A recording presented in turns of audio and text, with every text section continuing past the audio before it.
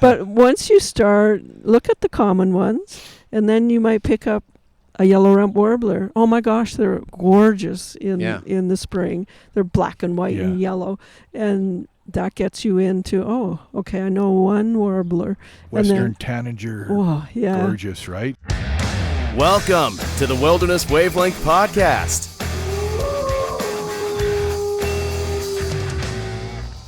Broadcasting live from the backyard. This is the Wilderness Wavelength Podcast. Welcome to it. I'm George, co-host Scott Sunderwald. Hey, good to be back. Yeah, in your this backyard. is our first backyard one in 2025. It's wonderful. Feels good to be out here. And Beth is back. Biologist Beth. Thanks, George. I'm excited to be here, and it's nice to be out in the backyard. Yeah, we're talking birds on this episode. This yard, actually, bird just swooped by, filled with house sparrows. So someone wrote an email about house sparrows last night, but then when Beth came over, she's like, house sparrows. So house sparrows, invasive species. Correct. They were introduced from Europe many decades ago, and now they're pretty well widespread over North America. Yeah. Not good? They're fairly aggressive. They're fun to hear chirping and everything, but they're aggressive. Like if you have bird boxes up for tree swallows. Okay. They're taking over. They'll often go in and take over. There's ways of dealing with that, of course. Yeah, what do you do with a house sparrow population? It's the size of the hole in the box that you can make for the tree swallow, which is a little bit too small for the sparrow. So you got to really, when you design your box, don't just put a box up, but think about what birds you're going to attract. Gotcha. Okay. We'll dig into that a bit more on this episode. Scott, you got a bunch of birds in your backyard or anything like that? Bird feeders? Yeah, I back right on the bush, so it's fun because I got wilderness out the back door, if you can use that term, and then town out the front door. So you never know. We can have a bear, a cougar, or a bunch of pileated woodpeckers and flickers, and we get the snipes, also known as the woodcock, and you sit there at night around the backyard fire and you can hear the males just doing the they go all the way up and then come down. I think it's a mating call. I don't know if the guy's out of luck because he does it all night every day, and he's like, come on, there's got to be a female here somewhere, but he's trying hard. That's a winnowing. That's actually their wings that make that. It's the wings. It's the wings, but I think they do it for feeding. I don't think that's a mating thing. I think that's a feeding thing. I thought it was a display thing, but interesting. Yeah. We also get the soras back there, and they're one of my favorite birds. Have you seen Beth, the sora? Have you seen a sora? No. How do you describe a sora? It's like made of spare parts. It's like half quail, half duck, half chicken, just this little thing. And you'll see it at the Beaver Boardwalk, and it creeps through the reeds. It's got these weird little feet. Okay. And they got a fun little call. It's probably one of my favorite birds, so you'll have to look it up. Yeah, okay. Are you a birder, Beth? Would you consider yourself a birder? Oh, yes. Yeah, for sure. What was the first bird that got you into birding? Oh, my gosh. I can't even remember. When I was a little kid, we would always... I don't know the first bird. That was just always something we would watch and look. And my dad had boxes for tree swallows in the backyard. And it was always something. He was a big he knew his birds as well. Yeah. So maybe that just got passed on. You were talking about your backyard. We have a feeder as well. And we actually have crows coming to it, just one crow family, not a whole bunch. Like, I know too many crows could be a problem, but it's kind of hilarious. There's mom and dad coming, feeding, really intently, and they've got their nest somewhere else. And then at the end of the season, they bring the babies. This is like nirvana. This is it. This is where the feeder is. And these huge babies, and they'll have 7 of them sometime. And they're up on the feeder, and the mom and dad are saying, "This is it, this is it." and the baby crows, which are bigger than mom and dad at that point, they're going, feed me, feed me, feed me. It's hilarious watching them trying to tell their little kids, like, this is it, this is the food And source. Are they eating all types of seeds, or are they pretty picky with what I they're just taking? put out the sunflower, the black oil sunflower. Yeah. I just do that, and then I have another feeder for the siskins, so just the Niger seed. That's all I do. Don't overdo that. Yeah. Cool. That's because we're going to dig into a few, some of your favorite birds, Beth. I want to talk about owls. We want to dig into that on this episode too. Harlequin Ducks. Can we start with the Harlequin Ducks? Because you're passionate about Harlequin Ducks. The expert. The expert, yeah. Okay, thank you very much. I've been monitoring population of Harlequin ducks in West Central Alberta since 1996. Wow. A long time. Yeah. And there's only 42 subpopulations in Alberta, so we don't have a lot. Most of them are here in north, like central and northern Alberta, like the Wilmore is kind of stuffed full of them as well. And they're a sea duck. They're a small duck. They're only about a pound, but he's beautiful. He's slate blue, but he has white and black patterning and rusty sides. He's one of the more gorgeous birds. And Harlequin is sort of like a clown all dressed up, and he kind of fits that. And she's very muted. She's very pretty, little brown with a white spot on her cheek. And then when you see them in the spring, when they're mating and feeding, like it takes her about a day and a half to make each egg. So, and they're low productivity. These little birds are, they can live to 22 years. Oh, wow. Wow, I didn't know that. Oh, That's yeah. long. And Wow. that's done with banding. Like people have done that with banding, like banded birds. So, and they only have an average of 6 eggs, which is low for a waterfowl. Yeah. And then the male, when she starts incubating, he leaves for the coast. They're unusual because they don't migrate north-south. They migrate east-west. So the birds here in West Central Alberta will end up on the coast, and anywhere from White Rock's Boundary Bay up to Alaska, all along, and Vancouver Island, even the west side of Vancouver. And so they're species at risk, so their numbers are... Yeah, they're in pretty low. Canada. They're listed as species of least concern, mostly because of the eastern population. Okay. Which now these ducks are little, and they feed on invertebrates on the stream bottom, like on gravel or cobble bottoms, but they can only dive like 0.8 meters down. So they're built more like prairie ducks. They walk well, rather than most diving ducks are like a loon, very sleek and like meant for diving. And it's funny when you watch them; they'll dive down to feed invertebrates on the bottom, and then poof, they pop right up. Yeah. But they're on the coast; they're nearshore feeders because they can't dive deep. So, like if you're hunting on the coast, like waterfowl, you might not be hunting for harlequins, but it's sort of a bycatch, and I think that's what happened in eastern North America, and so that's why they're on the CSIWIC list and listed as SARA. Now in Alberta, the western population is not quote endangered federally, but in Alberta it's also under the Wildlife Act a species of special concern because of limited habitat and and sensitivity to various disturbance. The population on the coast, it's like you say, there's no real an estimate, but a number of the metrics from the coast seem to be going down. And there's 3 populations that have been studied this length of time in Western North America, and one is the one here in West Central Alberta, one is the Bow River in Banff, and the other is McDonald Creek in Glacier Park, Montana. Okay. And both the population I'm looking at in Bow River, there were high numbers in the late 90s, a sort of a steep decline in the early 2000s, and then just sort of bouncing around at the same number, and then since then. But in Glacier, it's just been a straight decline. So it does imply that either a regional or a coastal, something big is going on there. So you've been studying these ducks for decades. Yeah. Is it like the same duck? Like, are you seeing the same duck return every year? Yeah, we use a capture markery site to get a population estimate. That's the most that gives you bounds, like X number of animals plus or minus so many ducks. So that's the most sophisticated way you can do an estimate. Yeah. So we band them, and we have the metal band, which is unique number all across North America. And then we have a plastic band with a unique code. So each one has their own name, basically. So yes, we do see, and some of them have quite personalities. We had one female that came and used the same nest bull 6 years in a row. Like, Oh, wow. not just the same stream, but she was pretty feisty. Like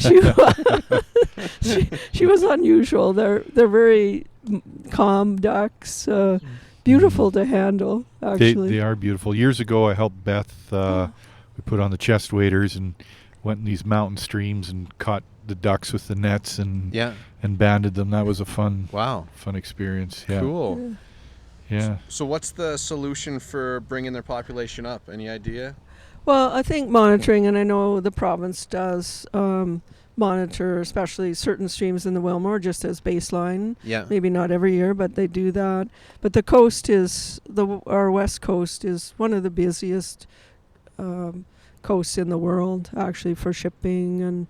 And they've been doing research. We did some joint research with Canadian Wildlife Service on the coast, Washington State, Wyoming, Montana, and then this Alberta population. We put satellite. The idea we were trying to a theory of risk. We're saying, well, if all the birds from one subpopulation winter in the same bay on the coast, then they're more vulnerable to oil spills or anything. But if they disperse, then spread them out a little bit. It's not as risky. Makes so sense. that's sort of what we were trying to do. So we put satellite telemetry on the males, but these are small ducks, so there's too heavy for the females. So we just put we just glued and zip tied these little geolocators on their plastic leg bands. Okay. And that gives you have to catch the duck again. But once a female sets up her breeding stream, there's like a 70% chance she's going to be right back there the next year. Cool. So you do see them. Mm-hmm. So it's so I can talk about this forever. So just interrupt me. Well, I anytime. mean, the Harlequin ducks are beautiful. And for anyone listening, if you've never seen one, go look it up online and you'll see what we're talking about. They must be one of the most gorgeous ducks in the world. I would say the only contender would be the wood duck, right? Just fantastic. What's the best method for cooking? Shh. you can hunt them on the coast. Yeah. Like they're You ever eaten a Harlequin duck then? I haven't, and I would feel bad just because of the numbers issue. I have nothing wrong with hunting mallards and snow geese and things that are prolific, but I think I'd feel bad shooting a Harlequin. And they're so small. They're too. so tiny. You're not getting much. Yeah. But we could segue from ducks to owls because you've got lots of experience with owls here. And I know we did an owl prowl years ago and had recordings of owls and had them hoot back. And if I'm not mistaken, we have 8 species in the area. Well, maybe 7 mostly and sometimes. So the great horned, northern saw-whet, boreal, long-eared, short-eared, great gray, hawk owl, and occasionally the snowy. Yeah, and what? There's another one that's being seen. It's a short. Oh, do you have the list there? Is it a screech? No. Oh gosh, but there's another one that's occasionally. Is that being right? seen. Okay, yeah. But I mean, Yeah. 8 is amazing for the northern Rockies here, and we were talking earlier about how the great gray owls just seem to be explosive this past year. Everyone was seeing them. There were photographs everywhere. You did a bit of owl rehab with one. We could hear that story, but I'd like to know your theory on why they were here and what's up with that anomaly. Yeah, I've seen more owls this winter than my whole life. Is that right? Yeah. Eh? Wild. The great gray owls it hunts rodents. It's a bird of the boreal forest, so usually it's in swamps or wetlands or fens in the north. And occasionally the rodent, and they're actually, they can actually hear like voles under the snow, and they'll just dive right in and get this unsuspecting poor little vole. Like they actually hear. That's amazing. Yeah. But sometimes there's a crash, a rodent crash, and then owls and other birds that are dependent on small mammals for food, they'll move where food is. So it's called an eruption. Okay. And so that's what we were experiencing this year. So a whole influx of owls from farther north looking for food. And I guess they found it here because they were here all winter. It was Yeah. amazing, actually. So the idea would be that the rodents crashed, their population cycle crashed, and then they came south. Yes. Interesting, because you hear about rabbit cycles every roughly 7-8 years, and grouse. So I didn't think of voles. I suppose they would, and mice and voles and squirrels probably too. Yeah, interesting. And you found one, or one was given to you that was injured on the road. You sent it to a rehab center and then released it. You want to tell us a bit about that? Yeah, that was just on the Rob Road, just south of Hinton, and it was I think late January, and we were coming back. It was getting dark, and it looked like a big clump of mud in the middle of the road that fell off someone's truck. And we went by. I was like, "Oh my gosh, it's a great gray owl!" And we thought it was hunting, and then we realized no. So we just stopped our truck, and we have flashing lights and everything on the truck, and it was amazing. We just got a coat, and vehicles were just flying by, and we just got out, threw the coat on, and picked it up, and put it up on the side of the road because my passenger had an engagement. They had to go. And I said, okay. And you don't just, you have to be ready to rescue an animal. Mm-hmm. So I phoned Medicine River Wildlife Center when I got home, got a box, got gloves, and they said, yeah, we can help you. Got a blanket and everything, and but when I went back, it was dark. I go, oh, well, I even see this. But it's amazing how, if you're looking on the side of the road, like, you don't really realize how well your headlights actually pick up the side. And I was going along, and the great grays have a little white sort of bow tie in their throat. Okay. And I just picked that up, and it had come down and was standing right beside the road. And so it took me 2 attempts. I thought, I should have got someone, because it kind of was half flying by that time. And I did get it, but they're mostly they're our biggest owl, but the body mass of a great horned owl is more like they're mostly bigger. Feathers. When you pick it up, it's like, this is hardly anything but good insulation. So I put it in a box, put the blanket on, and started driving toward the person that was going to get it to Medicine River. And he tried to get out of the box. I go, oh, bad idea. Driving a truck with an injured owl flying around. So I pulled over and had to put more weight on the top. And then we got it organized. We finally got it, and they gave it some medicine. And then the next day, got it over down to the Medicine River. And then a few months later, they phoned up and said, oh, it's recovered. We've got it out of intensive care. It's in the flight pen and ready to go back. Excellent. And so a couple from Red Deer, they're near Rocky Mountain House, volunteered to spend their whole weekend. They went and picked it up, brought it up, and myself and the wildlife rescue lady from Hinton, we all went out to release it, and we just released it in Cache-Percot there. Yeah. And we put it beside the road on it was heavy willows, and there was a little avenue, so we put it there, and we timed it. It was one of those carriers where it had 2 zips, so we said, okay, 3, 2, 1, and I pulled my zip out, and his zip stuck, the fellow's zip stuck. So this big wing comes out. I go, oh God, this is not good. And so, because we expect like an explosive exit, right? Right. And then we finally got it open. She was facing backwards. It was a female, so she's big. And then she came out and climbed right up on the carrier, and we all kind of backed off because those are big yellow eyes and big talons and big beak, just to give her space. And she did the whole owl thing. Turned her head all around to look, turned the head all the other way around to look, and then she flew right down that avenue we'd pointed the box at. Wow. It was amazing, actually. That's got to feel very, very gratifying, to see it. So often those stories don't end well. You know, the rehab centers, they have a hard job, and when critters are injured from the wilds, they often don't make it. Has been my experience, Yeah. And it had been hit, like it was concussed, and it had been hit by a vehicle. And if we hadn't picked it up, it would have just been run over and flattened. It is nice that you can help. Like, it's a lot of effort, but I think it is important. Like, we caused that injury, and here we can help it. Especially for those critters on top of the food chain like that. I'd like to swing back to birding for a second here, if we can. I remember growing up, and birding seemed to be sort of a fringe thing for the odd ornithologist, amateur naturalist, and now it just seems so mainstream. Like, I've got so many friends who are big into birding, and I looked it up here. According to the U.S. Fish and Wildlife Service, I couldn't find any stats for Canada, but they say 45 million Americans engage in bird watching. Like, that is huge. Yeah.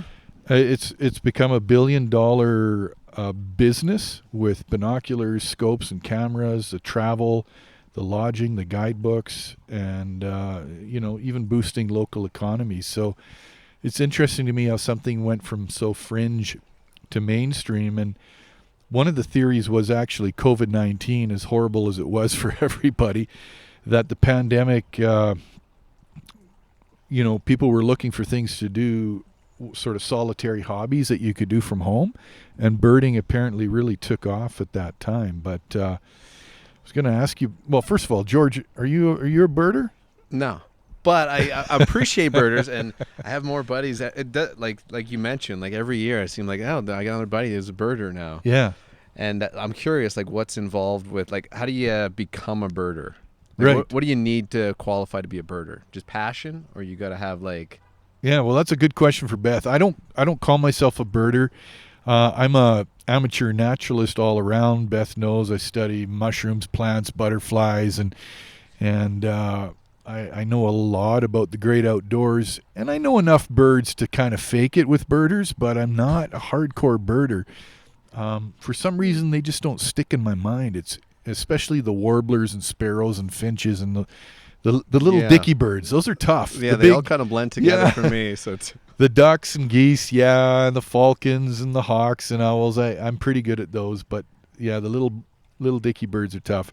But yeah, back to you there, Beth. How would you start in birding? What would you recommend? Even for binoculars and bird lists and that sort of thing. Yeah. Okay. I would just recommend a basic set of binoculars. You don't have to spend a whole lot of money, but you do need that assist and a basic bird book. I mean, in Alberta, I think there's Birds of Alberta. Sibley's Birds of North America is excellent. Actually, it's got range maps, descriptions, different pictures of the males and females. So a good bird book, either a local one or a big one like that, and a pair of binoculars. So binoculars, it used to always be 7x35s and 8x40s, 10x50s. What would you recommend? What do I have? 10 by...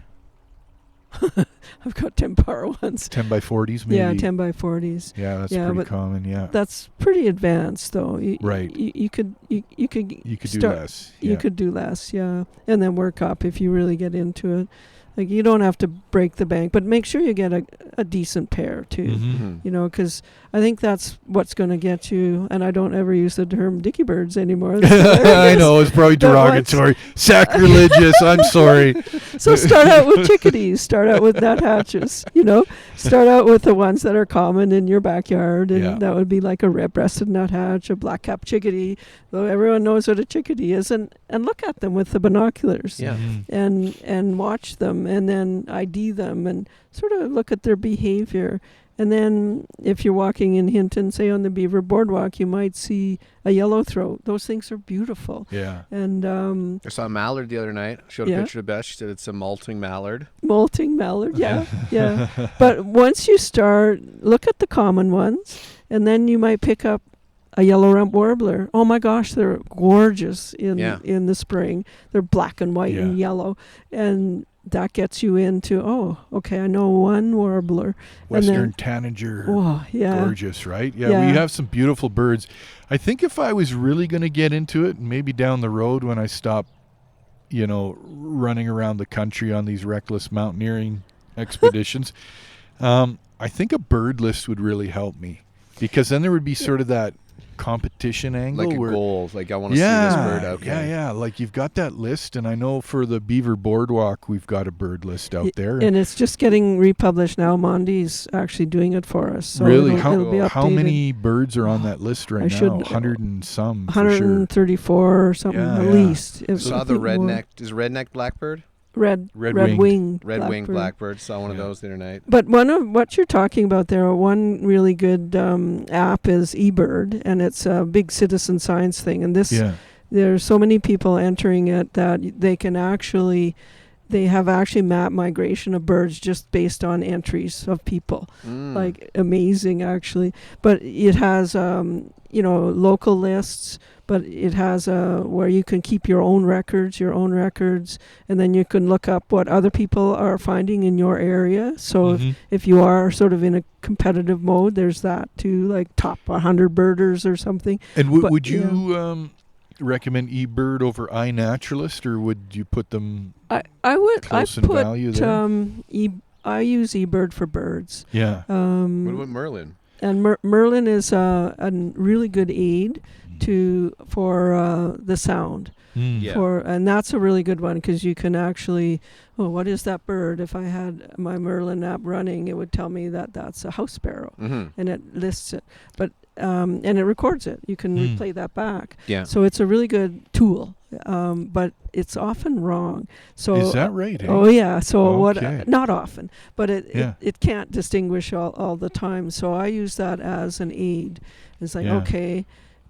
That's kind of, I don't know if that's quite in the range, but then you'll go and get your binoculars and run down that bird and visually see it to verify that, yes. I guess that doesn't surprise me too much, because I've had people use the apps for mushrooms and plants, and I find they're wrong a lot of the time. I think it's getting better.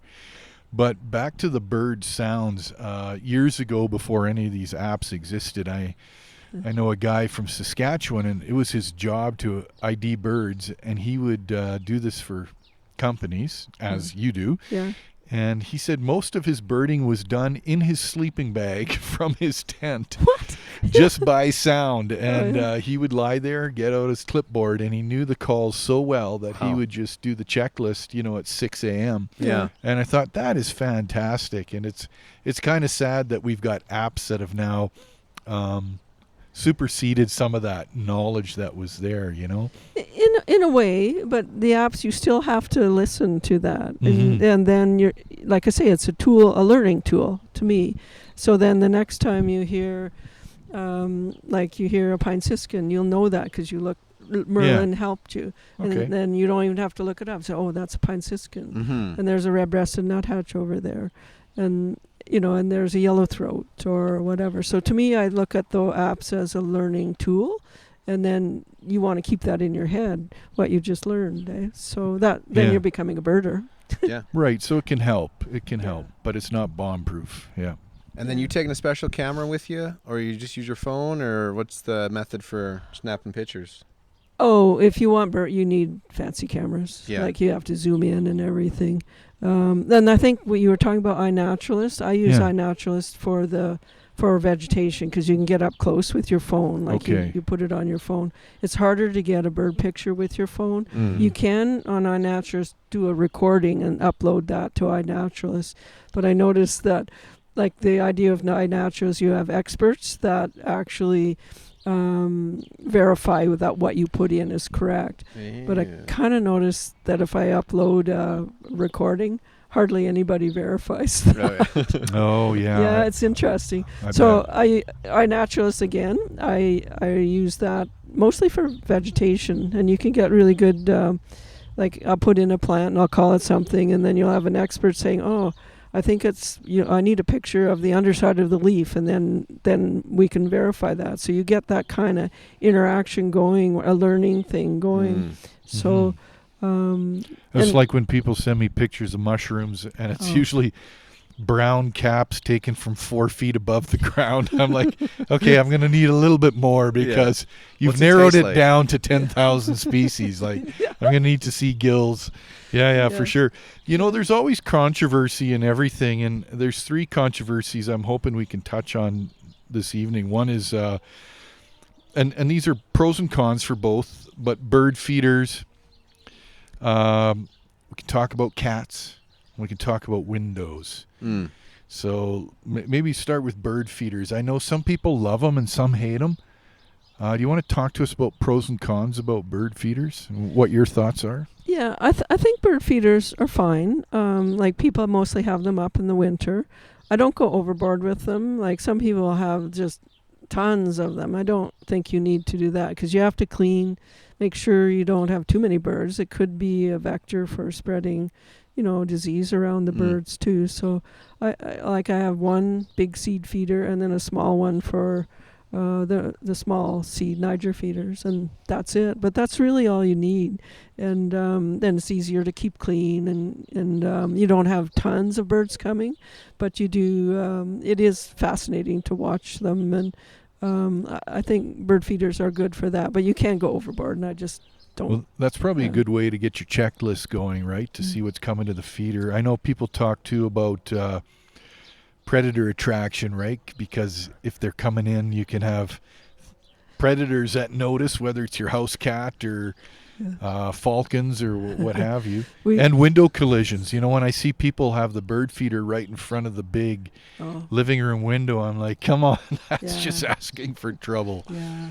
We had one house we lived, it was bi-level and had a deck on the back in the yard, and there was a local merlin nesting somewhere, and we had a little Niger feeder on the outside of the deck, and all the siskins would come in the summer, and you'd be sitting there and you'd look over. We had a back alley, and here would a merlin come over the neighbor's house and then down, and then he'd come up over our garage and then down, and then he'd come from underneath the deck and just rip a siskin off the feeder, and they would scream. I've never heard the poor things would scream, and then after I was like, oh my gosh.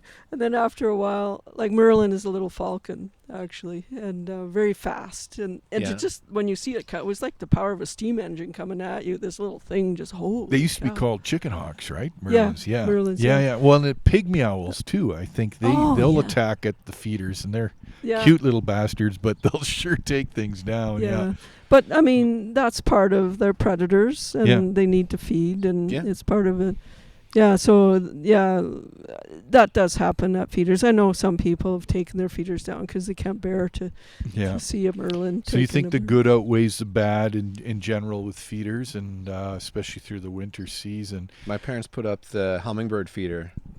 It works out like they're excited too when the hummingbird shows up. You get the phone call, hey, the hummingbird just stopped by, It's part of appreciating a bird life too, actually. You start learning what is out there, and then it widens your perspective as well. It's like, there's all these things I never noticed before, and they're living in our trees and our yards and our shrubs.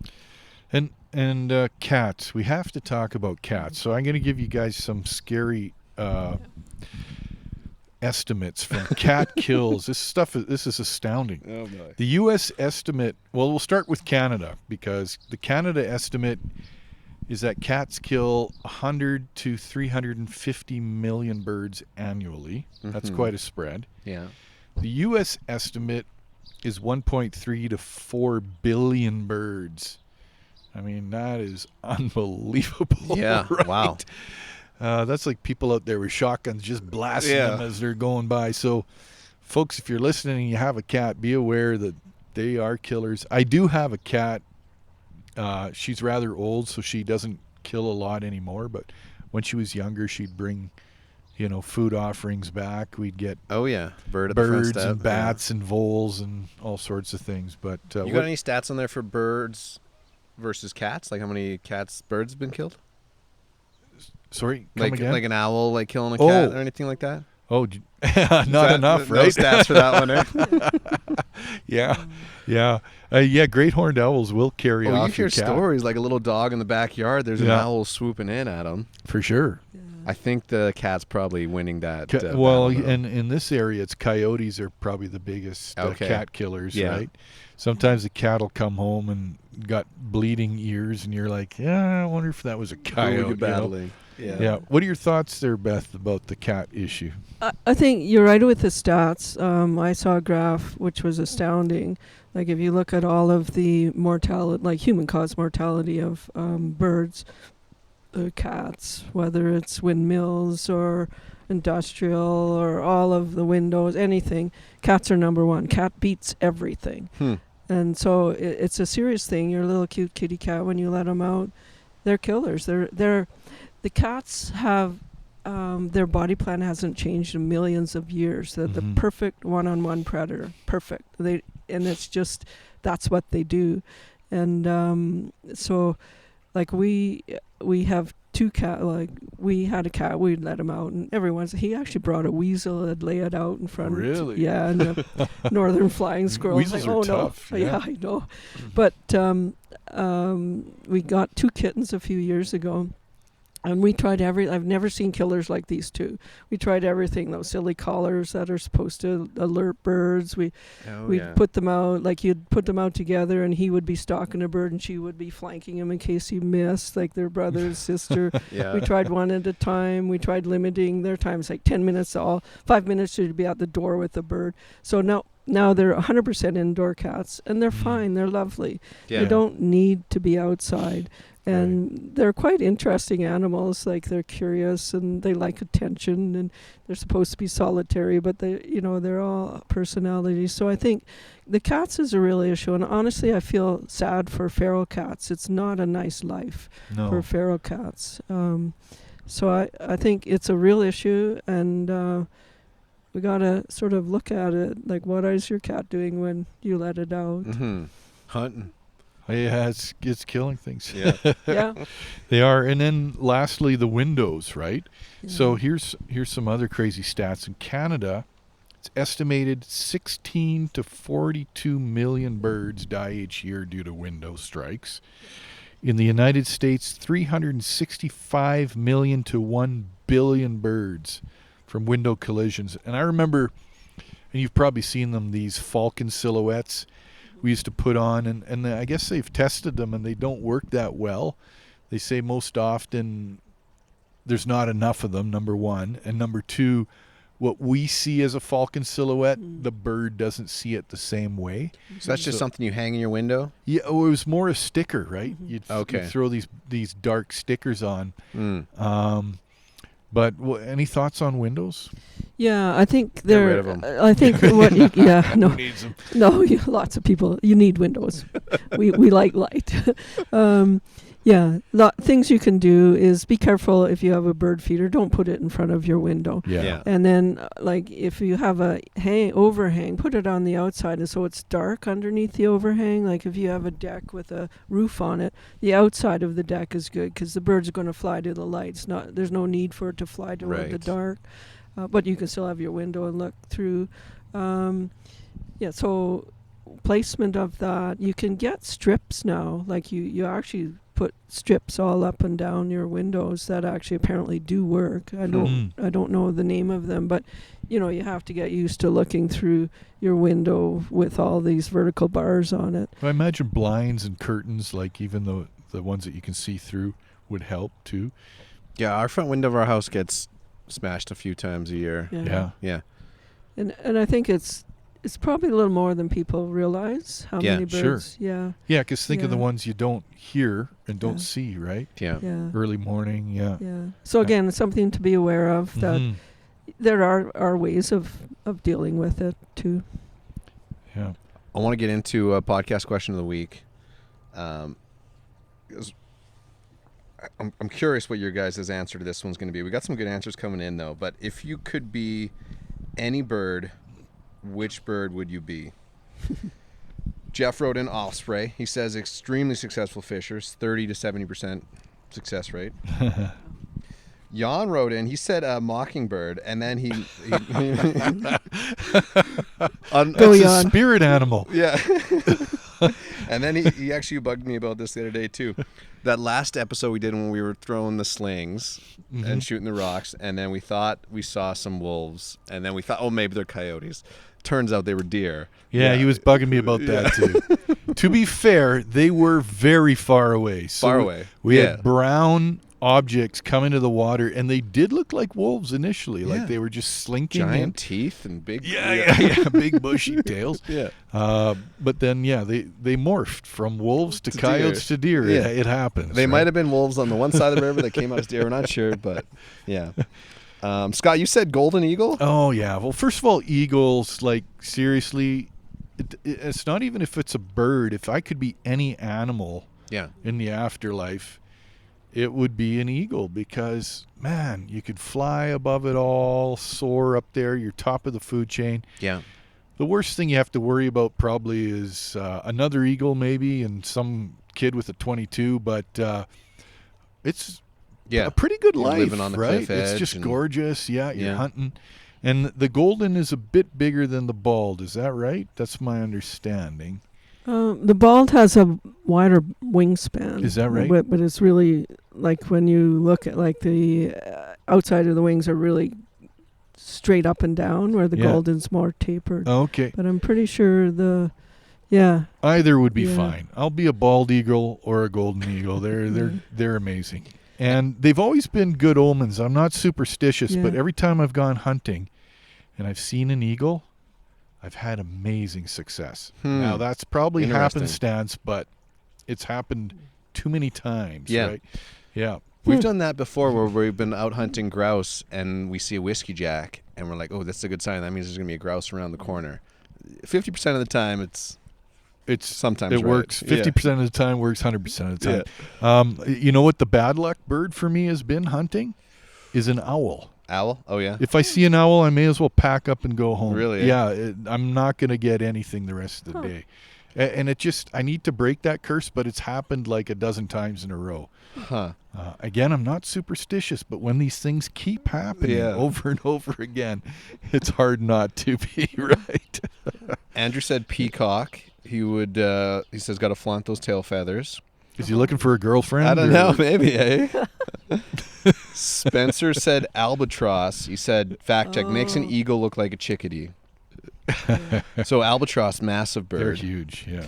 And then Kevin wrote in saying that he would like to be a house sparrow because then he could live in a tree with 50 friends. I was like, I never really Wow. thought about that before. And then I was like, today I was just trying Prolific, to think, like, yeah. which bird would I want to be? And I was leaning towards the osprey, eagle sort of thing. But as I got through the day, I'm like, you know what? I could be like a Canada goose, like come out here in the summer, enjoy myself, in the winter, head south. I think it would be, I think maybe a goose. I think I would like that. They're crazy. I saw a YouTube clip the other night of a Canada goose that landed in a tiger cage at a zoo. Yeah. And this massive tiger thinks, I got turkey dinner waiting for her, goose dinner, and starts running at this thing. Well, the goose opened her wings and went at the tiger and scared it off, like hissing. Like they're feisty. Oh, yeah. Yeah. You don't want to get across a Canada goose, that's No. for Yeah. sure. Yeah. Any idea, Yeah. Beth, if you could be any bird? Well, actually, funny. I was going to say golden eagle, but since Scott has absconded that, I'll go bigger. I'm going to go for a harpy eagle. Oh, Harpy those eagle. are Yeah. massive, right? Yeah. Are those Yeah. around here? No, South America. South America. They're okay. huge. I think the only bigger one is the Stellar sea eagle, like those. Right. Yeah, but it's just a huge bird. Gigantic. Yeah. Huh. And you're just soaring from mountaintop to mountaintop. Yeah, Yeah. what Scott was saying, I guess that you're way up there. You're It's above it all. incredible Yeah. eyesight, like just amazing. Yeah. I'm not a real fan of seafood, so like if I'm an eagle, I'm always eating fish. Like I need a little bit. You don't have to, right? They're No. they're eating bighorn sheep, Okay. lambs, and yeah. yeah. All right. Yeah, a the little ball- variety. You got a Yeah. lot of things you can go after. Okay. Actually, on the coast, that's part of the Harlequin ducks go to the coast and then they molt. They delay molting until they get to Mm. the coast. And they used to be molting all along White Rock, but the bald eagles have set up, they were sort of recovered, and they would go after the harlequins. So all the males don't molt there anymore because of these bald eagles in the treetops right there, because Oh, yeah. the numbers have sort of recovered, and then everything has to adjust to that. They're all over the coast. It's really quite amazing. Yeah. Beth, do you have a bird on your wish list? Like something that you're like, oh, if only I could see this bird. Yeah. Your bird list. Yeah, let me think about that. Like oh yeah, I do. Okay, this is kind of related to harlequins. Maybe it's 4 birds. Okay, so there's only 4 birds in the whole world that have adapted or evolved for swift-flowing mountain streams, and one's the Harlequin duck, which I work with. One's the torrent duck in South America. It's just beautiful. One's the blue duck in New Zealand, and it's because it's sort of volcanic bottoms. It's very abrasive, they've developed a flap over their bills, so they don't wear the bills away when they're down there trying to find little bizarre. invertebrates. And the fourth is Salvador's teal in Papua New Guinea. So that's my that's my bird list. Harlequin's off the checklist. Yep. The other 3 you still need? Yep. Okay. Yeah. It's kind of a big. I might get. Well, who knows? Yeah. A trip to New Zealand to check out a blue duck? Yeah, I might get. I've got relatives in New Zealand too. Oh, so man. I'll have to go there. Book the trip. Yeah. Yeah. Well, that's cool. Wow. Scott, you got a bird on your Well, I'm trying to list? think of, and maybe Beth can help me out with. There's a related bird to the pileated woodpecker that's bigger. Is it the ivory-billed woodpecker? Ivory-billed, and there's speculation that it still exists. It's almost like the Tasmanian tiger of the birds, and it'd be amazing to see that. And if I understand correctly, it was sort of down in the Everglades, or at least southern states. So every now and then you get someone who says they've seen one. I think that would be amazing, right? To see something like that. That would be cool to see birds that are thought to have become extinct, and then you find a little pocket of them. The somewhere. great auk, the dodo bird, right? Yeah. Is there a time of the year that's best for birding? Oh. Or just depends what bird you're looking for? It depends what bird you're looking for, but right now, when they're all here, they're singing, they're setting up territories. Most of the perching birds are territorial, and so they're you can hear them, you can see them. They're dressed up the best. They are, because they're attracting mates, so they're beautiful and, so right now, this time of year, sort of mid-May to end of June, and then they get busy raising their young ones. They still sing and whatever, but they're busy, and some of them molt and look kind of scrappy a little bit. Okay, yeah, the songs are amazing at this time of year, right? Yeah. There's so many amazing songs, Have you ever wanted to do a big year, Beth? And for our listeners, a big year is a personal birding challenge to hear and see as many birds as possible within a geographic area in a single calendar year. And, of course, there was that movie with Steve Martin, Jack Black, and Owen Wilson in 2011, which was a comedy. But people are crazy about them. Global big years, North American big years, Alberta big years.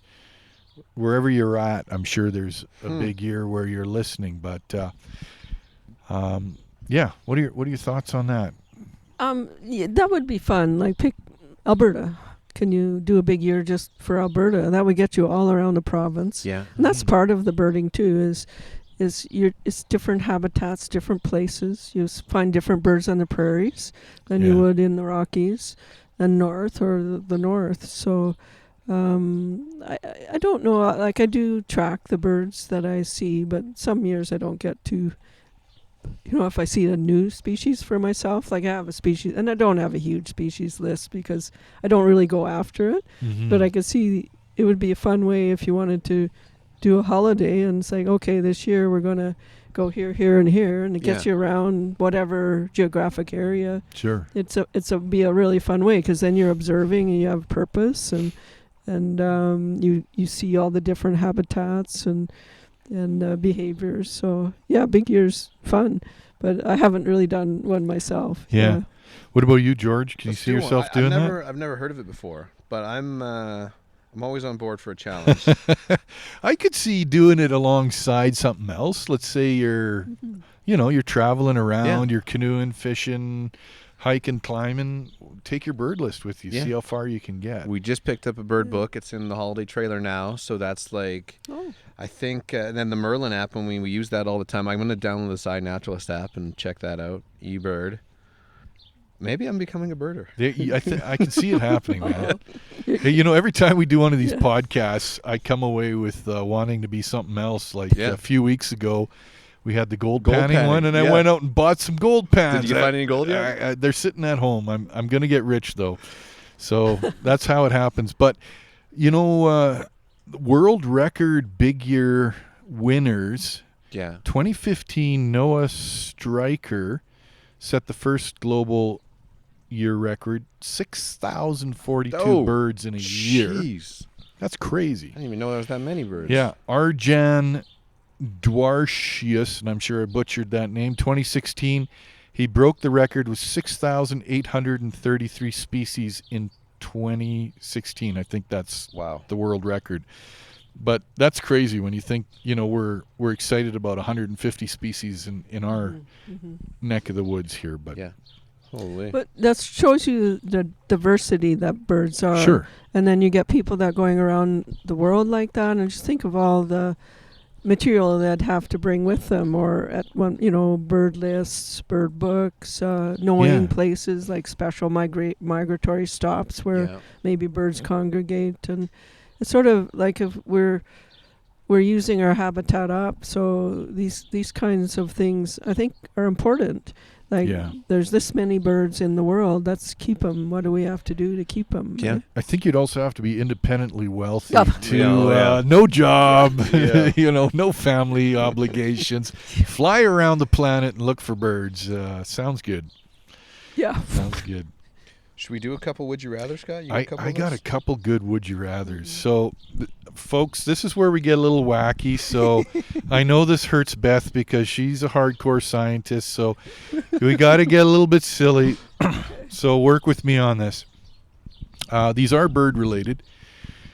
Would you rather? Would you rather be renowned as the best birder in the world or the best athlete in the world, sport of your choice? And I'm starting with George. I think I know what he's picking. I feel like if I'm like, after this podcast, it feels like birding would be nice, but I feel like the money might be in the best athlete in the world. Okay, so what are you picking? Are you MMA? Are you a hockey player? Hockey. The probably. new Connor McDavid? Yeah, Yeah, the next Steve McDavid. Yeah. Yeah, I guess. Yeah, I'd go hockey. Sure. Would you? Yeah. Yeah. Okay. Best in the world? Yeah. Best in the world. Most renowned. Yeah. Yeah. How about you, Beth? Oh, I have to go with the birder. Would you? Yeah. Yeah, for sure.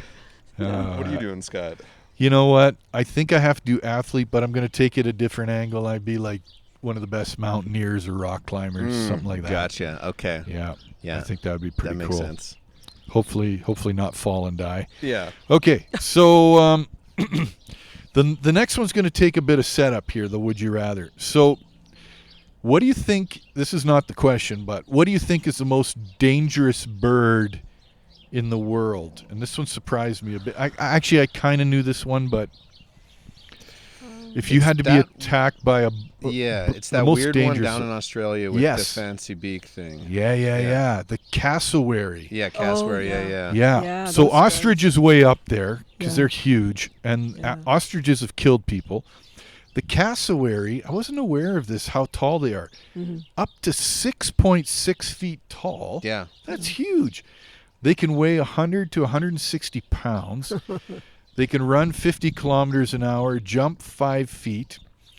They have 3 toes on each foot and a middle toe with a dagger-like claw 5 inches long. So they're a bit like a, what's that thing on Jurassic Park? The Like little velociraptor. Velociraptor, yeah. And they have killed people. There's at least 2 people on record that have been killed by them. And, of course, many more injured. So they're regarded as the most dangerous bird on the planet. I don't want to offend any birders out there either, but they're super ugly. Like Well, one of the ugliest birds. They look a little. my opinion. They look a little bit like a dinosaur. They- Yeah. Yeah. Well, yeah, I was going to say, like, birds evolved from dinosaurs, and Yeah. if you don't believe that, go look at one of their Oh, feet. yeah. Eh? Oh, they just look like dinosaurs. or the feet of our little American dippers. It's like, oh my God. Yeah. They're little birds that walk on the bottom of creeks and rivers to Yeah. feed. Or the Sora. my Or the favorite. Sora. Yeah. Yeah. When we So- were in Australia we were down there for a month a few years ago, and Christina really wanted to see one of those. I think we saw one at the zoo, and massive. Yeah. So the top 5 most dangerous birds in the world: the cassowary, ostrich. Any guesses what the next 3 might be? Think big, like the ostrich. Yeah, emu.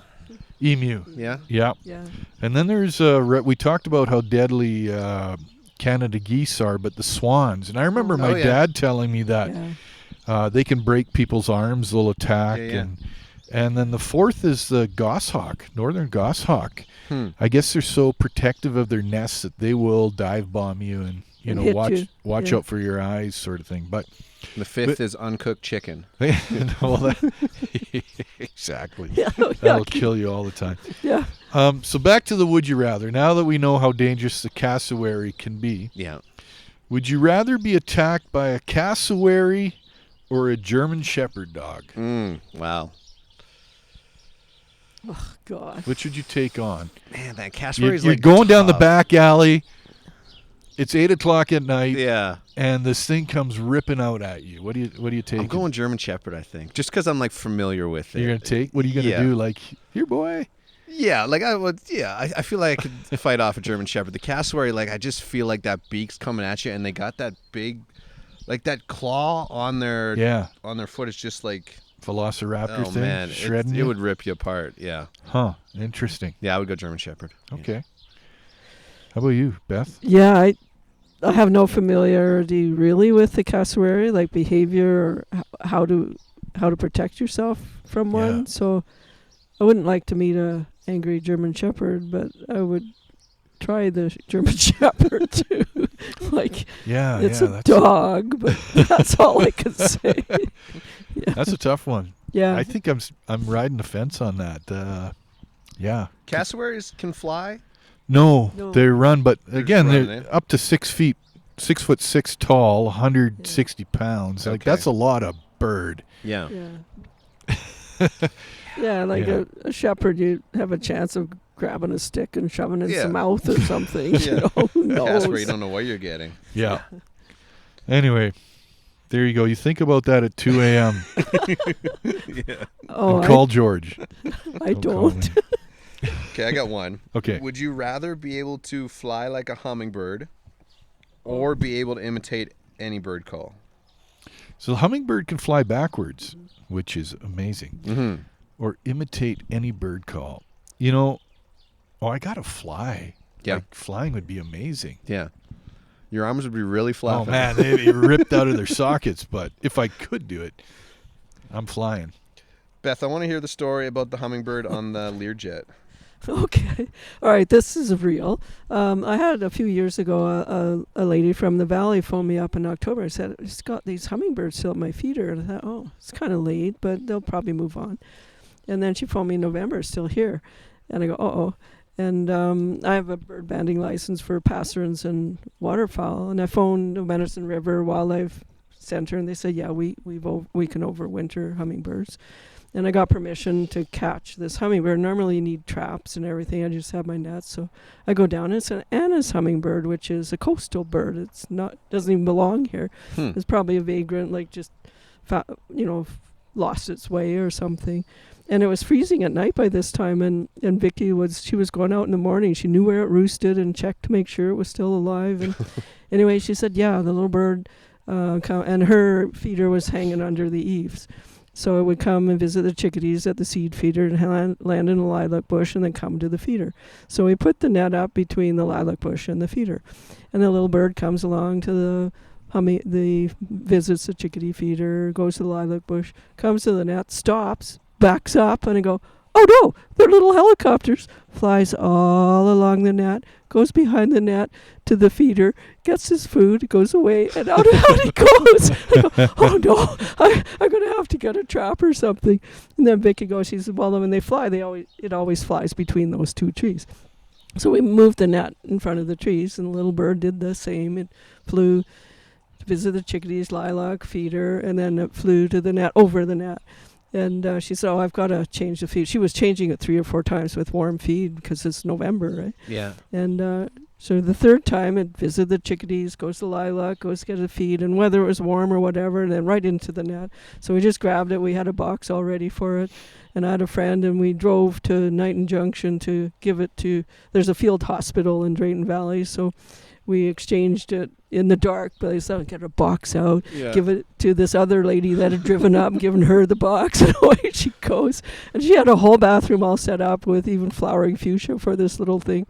But meanwhile, the Medicine River, they were doing reno, and it's a lot of work to keep overwinter a hummingbird. So they had made a whole bunch of phone calls, And they'd managed to get a wealthy businessman with a Learjet for a red deer that was just happening to fly to Comox. And I have the best picture, like this really goes sideways, of the best picture of the pilot holding the box in front of his jet, and then a picture of the businessman with his newspaper all strapped in, and the seat beside him, a box with a hummingbird all strapped in. And they flew up to Comox. And then the businessman drove it up himself to release it to a lodge which had a lot of feeders. And he opens the box, he has pictures, and the hummingbird's just looking up. It's like, really? It takes another sip and then finally flies off. It's just, and so, it's just way over the top. But oh, yeah. he was going anyway. And, I mean, we rescued this little hummingbird and put it back where it belonged. I had to get permission to even get it to BC and everything, but we did all that part. And I understand if they don't eat a lot, they die really quickly, right? They just have such a high metabolism. So, yeah, you can't keep them without food for very long, right? Yeah, that's right. Yeah, amazing. Yeah. I got a crazy story about a mist netting situation. So Beth will know all about mist netting, but you set up these nets and then you catch the birds and you band them and let them go. So I know Jasper National Park was doing that. This was years ago. They were finding half-eaten birds in the net when they showed up early morning. And they were like, what the heck is eating these birds? And they thought some carnivore was out there. And then they caught the critter in the act. And Beth, I think you know what it was. Yeah. It was a white-tailed buck. Yeah. Wow. Who, a vegetarian. Yeah, but birds. He found little protein pills, and he honed in on these birds and was eating them. Which proves again that a lot of these critters that we think are hardcore vegetarians will take a little bit of meat when they can get it. I've heard, rabbits, of course, and squirrels will do the same, right? But what a crazy story. Yeah, they just don't have the means to get the meat mostly. And that same thing happened in Inglewood Bird Sanctuary in Calgary. Is that right? Because they had permanent nets set up. And they had to take the deer started eating the birds before they could get at the nets. Yeah, so for everybody who thinks that deer are just these sweet, loving, gentle little critters, they will eat birds in the mist net if they can get them, yeah. Beth, you ever think of having like a pet bird in the house? No, actually. No? No, I never have. I remember growing up, my grandma had one. I'm not sure what it was. It was yellow, but it was noisy. And like you'd show up to grandma's house, you'd hear it the whole time. I was wondering, like, the people that had birds, and you ever think about it, Scott? I worked at a science center for years, and I took care of every critter you can imagine. And one was a macaw. Yeah. And he was very smart. We got to know each other. He trusted me, but that beak could take your finger off. And the guy who gave us the macaw, he owned a pet shop, and he said guys broke into his store during the night. Yeah. They stole a bunch of stuff, and they tried to steal the macaw because he was worth, I don't know, $1,000 or whatever it was. And they came in the morning. All they saw with this blood where the macaw had bit this guy's hands so bad that they left them behind. But he was very smart. So a lot of work, though, to keep a parrot or a macaw. Kind of person to. And we also, is it a cockatoo?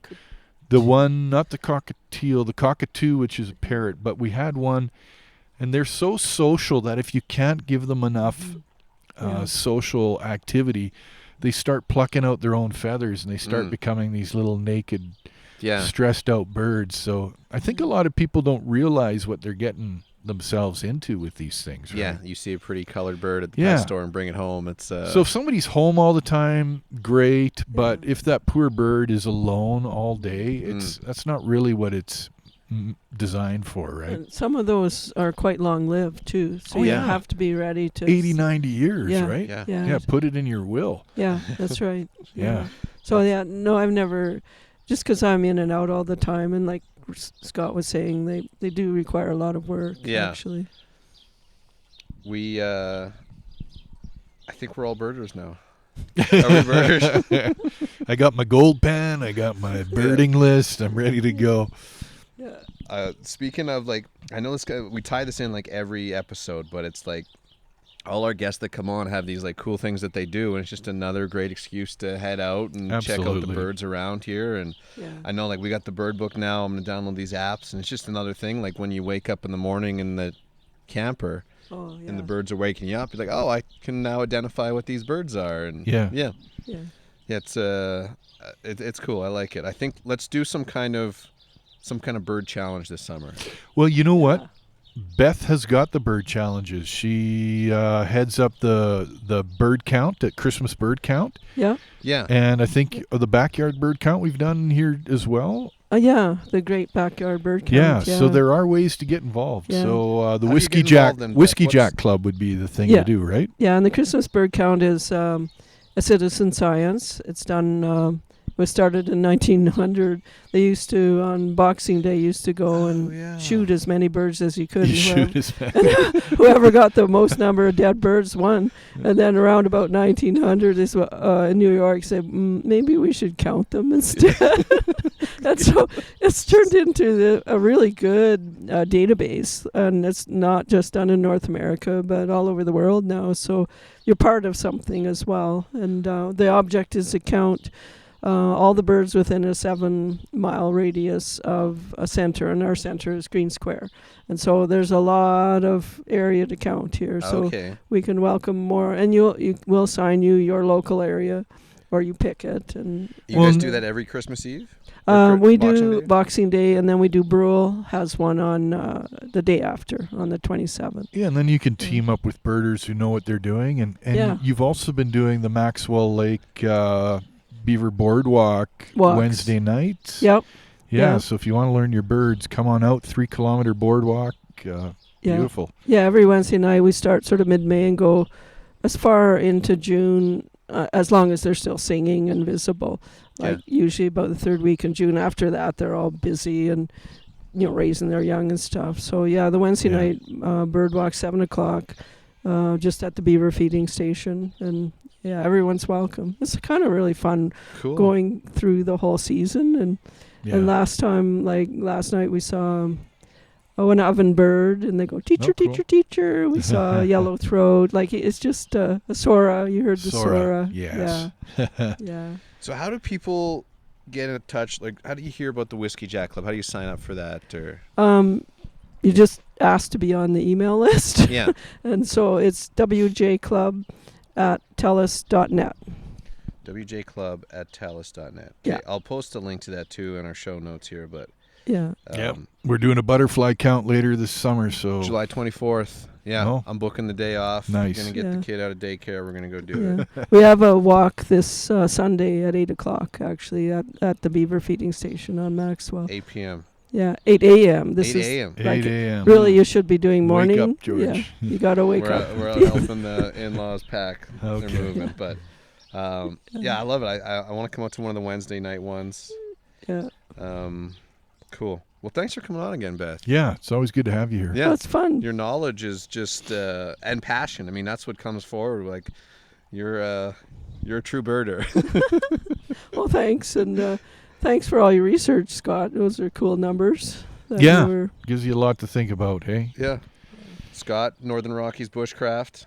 What's the plan this summer? You got any big trips you're doing into the I'm Outback, or- going bear hunting tomorrow. Oh, cool. Actually helping a buddy. And for those listeners, black bears they're a dime a dozen out here, and they taste really good. So we use everything we get. And yeah, what else is new? Oh, I had to pull bear spray on a bear today, which was kind of fun. No way. Yeah. So Hunting? No, I was just going for a walk, and the thing came out in front of me, and Huh. he looked at me, I looked at him, and I was like, "Are you going to leave?" Because I'm kind of top of the food chain, and Yeah. he didn't look like he would, so I pulled the bear spray and Black gave bear. black bear, gave him Yeah. a little talking to. If it's grizz, I'd be a little more gentle Yeah. gentle approach with the grizzlies. But he wandered off. So, but that was Wow. kind of exciting. Yeah, cool. Yeah. We got a couple cool guests lined up in the next few episodes, and then I'm doing some paddle training. Oh, Yeah, so Darren's coming to town to the Northern Rockies Museum. Go to northernrockiesmuseum.com for the link, but I think we're June 21st, 22nd. We're doing a 2-day paddle course out at Jarvis Lake, so excellent. wife and I are signed up for it, so excited for that. If you want to get a hold of us, wildernesswavelength@outlook.com. Best way to email, or Instagram's a great way to do that too. And yeah, leave us a review. Cool. Okay. All right, everybody. Well, until the next episode, stay wild. Wilderness Wavelength.